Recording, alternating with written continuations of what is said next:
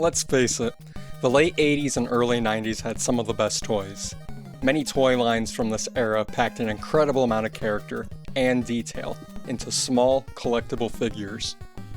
Among the most iconic were Mattel's muscle figures, based on the Japanese Kankaishi.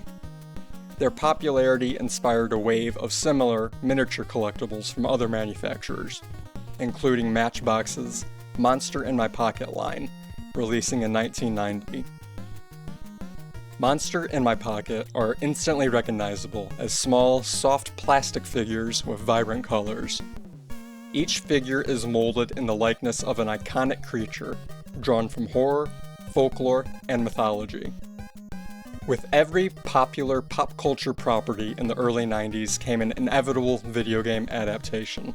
In 1992, Konami released Monster in My Pocket for the Nintendo Entertainment System.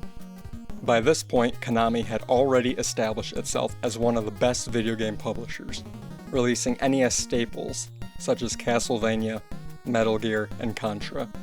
However, by 1992, the Super Nintendo had already been released. Therefore, many later generation NES games had gone underappreciated at the time. The plot of this game loosely follows that of the Monster in My Pocket comic series. The main villain, the Warlock, wants to control all monsters. For any monster who would not join him, they would be affected by the Warlock's spell and be shrunken down. However, due to a botched spell, all monsters were therefore affected. Today I will be playing through Monster in My Pocket, but with a twist, and that is the inclusion of RetroAchievements. For those of you who don't know, RetroAchievements is a free online service that adds modern-day achievement hunting to classic retro games.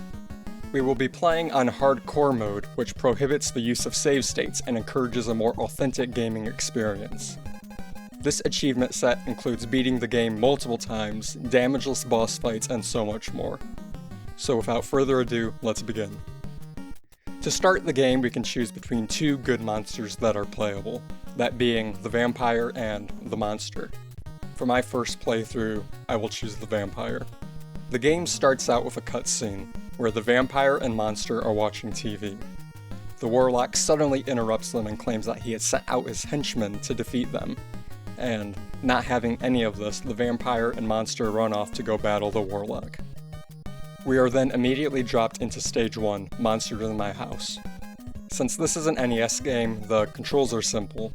Use the D-pad to move, A button to jump and double jump, then the B button to attack. Here in Stage 1, most of the enemies are easy to deal with, only requiring one hit to defeat. There are also overworld items that can help make and defeating hordes of enemies much easier, that being the key and the bolt. The manual for this game calls these objects every good little monster wants, and I just think that's great. When we defeat an enemy, the score will go up. Each monster has a different point total. The points rewarded for beating an enemy is the same as the number printed on the actual toy figures. We make our way out of the bedroom and to the stairs, carrying the key most of the way. We then run into the third overworld item, being the heart in a jar. This restores 1 point of lost energy. Since this was my first time playing the game, I was still getting used to the attack patterns of some of these enemies, like these winged panthers. It wasn't uncommon for me to lose a bunch of lives early on in my playthrough. I eventually make it to the end of a level where I meet the first mini-boss of the game, being Spring-Heeled Jack. I had never heard of this character before, so I had to look him up. And after the fact, it turns out he's a cryptid from 19th century England. The boss fights in this game all play fairly simple. You just have to be able to identify the attack patterns. Here, Spring-Heeled Jack will bounce all over the stage, while simultaneously throwing scatter-shotted daggers at you from above. Every so often, the boss will take a break on the ground, where you can get most of your hits in quick succession. After landing the 17 needed hits to defeat the boss, we have cleared Stage 1 and have been rewarded the Jack's Infested Abode achievement. We have also crossed the 500 point total, which resulted in an additional life. Additional lives are given for earning 500 points, then every 2,000 points after. On to Stage 2, Big Trouble in the Kitchen. Here we start on the kitchen floor, then climb upwards onto the countertops. When we first get to the countertops, we are met with a couple of tricky enemies to maneuver, being the Goblin and the Cerberus. The goblin throws rock candy projectiles, and the Cerberus is just running all around and jumping in our way. Area 2 of the stage starts out with the Hammer Bro-esque ghouls and flying rocks that drop eggs on us if we do not take them out fast enough. I once again die, but continue on with my last life. I reach the stove where not only do I have to take on the enemies, but avoid these lit burners. Thankfully, there are multiple heart containers here to replenish my health. The boss of Stage 2 is Bigfoot, and we're fighting in the freezer. Bigfoot moves around the stage, blowing a frosty breath at you. And if you're hit by the frost, you remain frozen for a period of time. This is long enough for Bigfoot to strike. When you hit Bigfoot, he will charge at you immediately, so it is important to timely double jump over him. I lost my last life during this boss fight and discovered that this game actually has a continue system. You are allowed 3 continues during a single playthrough. With each continue, however, your score is reset back to 0 points, and you are placed back at the beginning of the level that you lost your last life on. I quickly make my way through Stage 2 once again, where I get to rematch Bigfoot. This time I'm able to defeat him, landing the required 17 hits needed to clear the level. Upon completing the stage, I unlock the Snack Attack achievement for clearing Stage 2. Stage 3, Crisis from Underground, starts us outside the front door where we must make our way down the street. When you make it down to the street, there will be enemies flanking you from the air and shooting fireball projectiles from the ground. Luckily down the road, there are 2 conveniently placed heart containers to replenish health.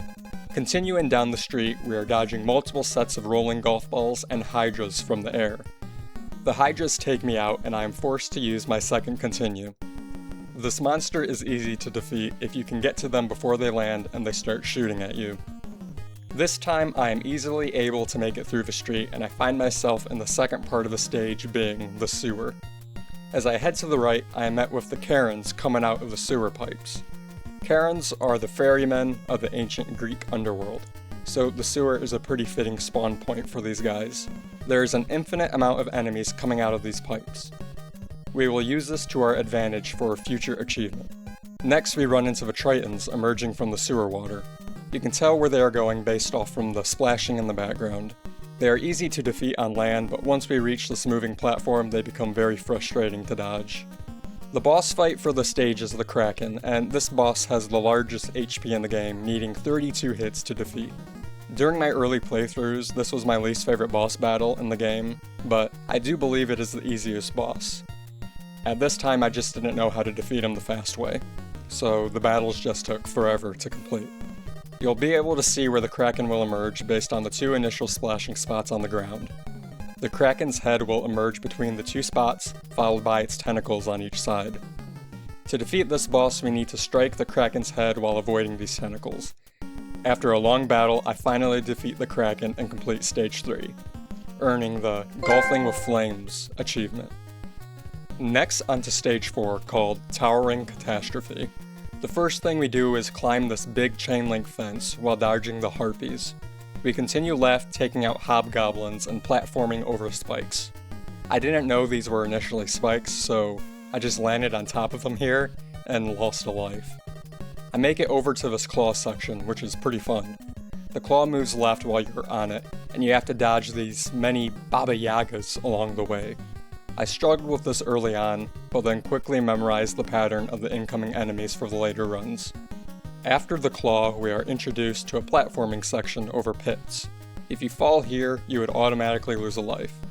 To make things harder, we have these chain-wielding creatures that occupy half the space on each platform. These monsters have a consistent pattern when they strike their chain. However, each requires 3 hits to defeat. Therefore, if you mistime your jumps, you risk getting hit by the chains and getting knocked off the ledge. The second section in the stage is a climb up this large tower. This tower is covered in redcaps, which are these little goblin creatures from Scottish folklore. While going through the game's manual, it tells you the name of all the enemy monsters.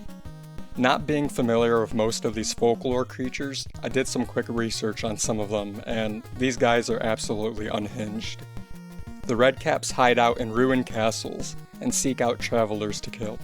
These monsters then soak their caps in the blood of their victims. It is said that the redcaps will die if their cap is not soaked in blood, therefore they are constantly on the hunt. However, in this game, they are easy to defeat with just 2 strikes. At the top of this tower, we need to make it past a group of fire-breathing chimera to make it to the next tower section. Here, we ride an elevator while dodging many groups of harpies.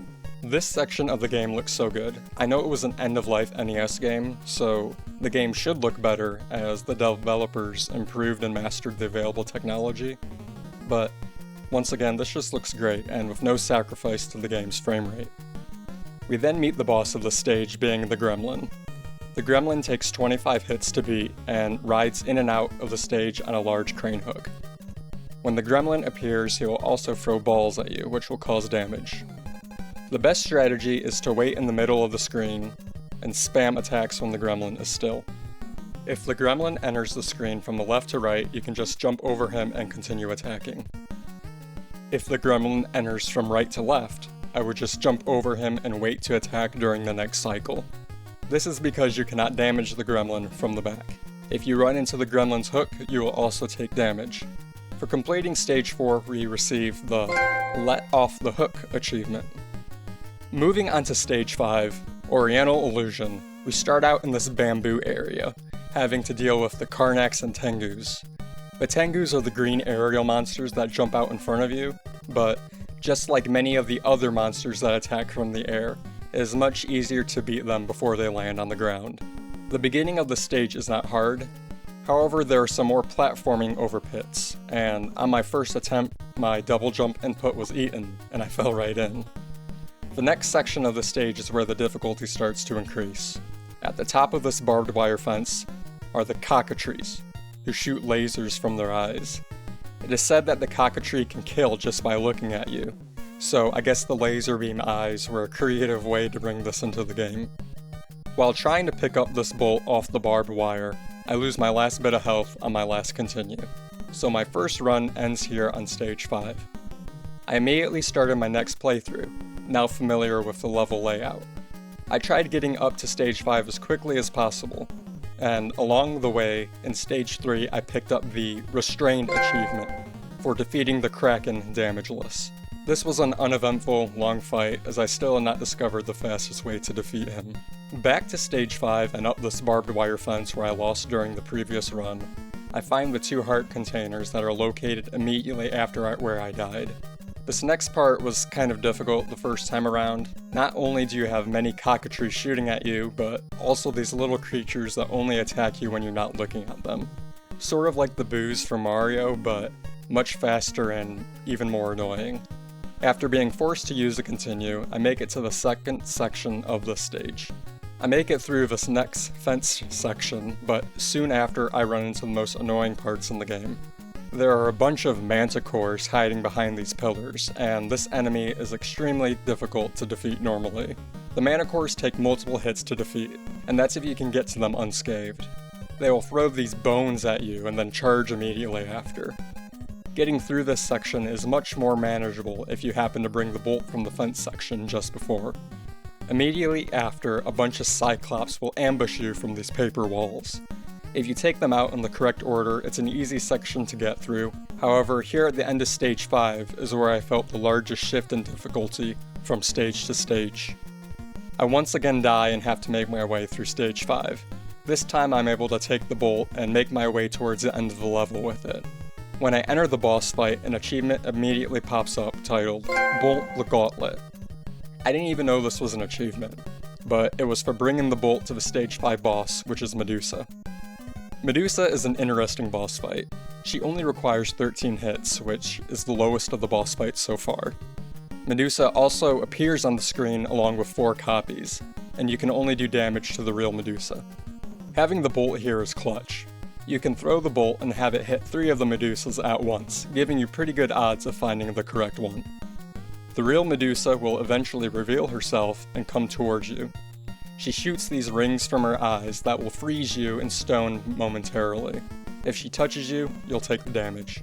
After landing all the necessary hits, I complete Stage 5 and receive the All Greek to Me achievement. Stage 6, Last Battle at Monster Mountain, is the final stage in the game, and it's very long. Entering this stage for the first time, I was down to 1 life with no continues, and I immediately get a game over and have to restart. On my next attempt while replaying the older levels, I unintentionally get the following achievements. Vanish into the Night, for defeating Spring-Heeled Jack while taking no damage, and Key Cookery, for reaching the stove burners in Stage 2 while carrying the key. I had once again reached Stage 6. I had made it past the fire-breathing T-Rexes, through the dripping holy water falling from these stalactites, and into this neat section where you must defeat the oncoming minotaurs. The floor here will rise, trying to trap you between it and the ceiling. If you crouch here, you can avoid damage and watch the level crush the remaining enemies. The next monster we encounter is the Great Beasts, which fly and shoot lasers at you. In my opinion, these are the hardest non-boss monsters in the game. I recommend not even trying to fight them, and just try your best to get through them or damage boost when appropriate. At the end of this hall, we do have 2 heart containers, so it makes it a little bit more manageable. I then take this elevator down, where I have to dodge these incoming monsters jumping from the windows. This eventually leads to the second area of the stage, which is a boss rush of the bosses from stages 1 through 5. All bosses play the same way and have the same health as before. I make my way through Spring-Heeled Jack, Bigfoot, the Kraken, Gremlin, and Medusa, where I am then greeted by the final boss, being the Warlock. The Warlock takes 25 hits to defeat, and throughout my playthroughs, I never really found a quick way to beat him. The Warlock will appear in random areas of the screen where you will need to be quick in order to get a hit in. When the Warlock uncrosses his arms and legs, he is about ready to strike. This is the cue to run to the opposite side of the screen and then do a double jump. By the time you jump, you should be in the clear from the Warlock's lightning attacks. When I land the last hit on the Warlock, I receive the Nostalgia for Dinosaurs achievement for clearing Stage 6. At this point, I had thought the game was over. After the points tally up from Stage 6, I'm greeted by the text, "You defeated your arch-rival, the Sinister Warlock. Peaceful days will now return to vampires and monsters." It shows the vampire sitting in front of the TV just like at the very start, when suddenly the TV starts to static and the Warlock appears once again. It turns out there's actually a second wave for the final boss, and this completely threw me off guard. I had to fight the Warlock through the TV, and this time the Warlock only requires 17 hits. I could get 1 hit in as he appeared on the TV, but then he would shoot monsters from his eyes, which acted as additional stage hazards. While the TV is fuzzing in and out, I could feel the game start to lag, especially if there were additional monsters walking about. To make this fight easier, the goal is to bait the Warlock into shooting the energy beams from his eyes while you're in the air, therefore no monsters can spawn in from the ground. However, I did not figure this out during my first attempt and was forced to use another continue. About 10 minutes later, I made it back to the second stage of the Warlock fight and swiftly defeated the final boss. I love this text that appears at the bottom of the screen that says, "Sure hope that was the final battle." It turns out it was the end, and the credits start to roll. I had received the Stay Tuned achievement for defeating the Warlock once and for all, and Jinyashi's Journey for completing the game as the vampire. At the end of my first playthrough, I had earned 12 out of the 25 available achievements, and beat the game in 3 hours 24 minutes. This was way over the median time it took to beat the game per RetroAchievements, but I'll just chop that up to being my first time playing the game. The remaining achievements will make me much better at the game very fast. I called it a night and picked back up where I left off the next day. My next goal was to beat the game with the monster. The differences between the monster and vampire felt very small to me, so I'm still unsure if there actually is a difference between the hitboxes for the 2 characters or not. During my first playthrough with the monster, my first achievement comes during the boss fight in Stage 4. I received the High and Dry achievement for defeating the Gremlin damageless. I am able to make it all the way through the game with the monster on my first attempt. I also end up learning the strategy for the second part of the boss fight. After I defeat the Warlock for the second time, I receive the Creatures Campaign achievement for completing the game with the monster. At this point, I felt I had learned the game pretty well. During my next couple of playthroughs, I started racking up many of the remaining achievements, and my gameplay, especially versus the bosses, became much more clean. I started being able to complete the full game runs in under a half an hour, which obviously was a drastic improvement since my first playthrough. Some of the achievements include the following. Have you seen my key for bringing a key down the stairway railing in Stage 1? Cast the key away for bringing the key to the Stage 1 boss fight against Spring-Heeled Jack. Skunked Monkey for defeating Bigfoot Damageless in Stage 2. Gone Gorgon for defeating Medusa Damageless in Stage 5. By my Demon Staff for completing the first Warlock battle, Damageless in Stage 6.